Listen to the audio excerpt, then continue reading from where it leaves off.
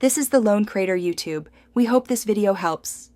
In this video, I will compare Excel Sverweis versus Xverweis, which is better. Follow along while I show clear examples, explain common pitfalls, and recommend when to use each function. I will use simple sample tables and step through each formula so you can replicate it in your file. By the end, you will feel confident picking the right lookup tool for reports, dashboards, or quick spreadsheet fixes. Xverweis removes many layout headaches you get with Sverweis, letting you point at any column or row. It also returns custom messages when values are missing and supports precise error handling. I will demonstrate both exact match and approximate match scenarios so you can see speed and clarity differences. This helps choose the best approach for financial reports, inventory lists, or client data merges without breaking your workbook.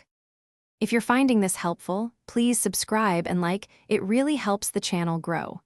Quick recommendation: the Owala water bottle keeps drinks cold or hot, fits cup holders, and has a leak-proof lid, perfect for long spreadsheet sessions.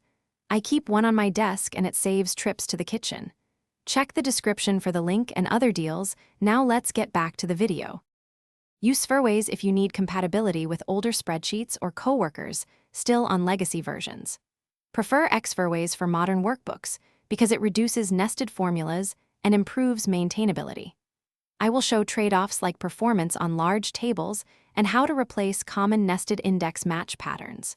These practical tips will help you update templates safely and decide when a quick swap is worth it for clarity and fewer formula errors. Thanks for watching. Consider subscribing if we helped you.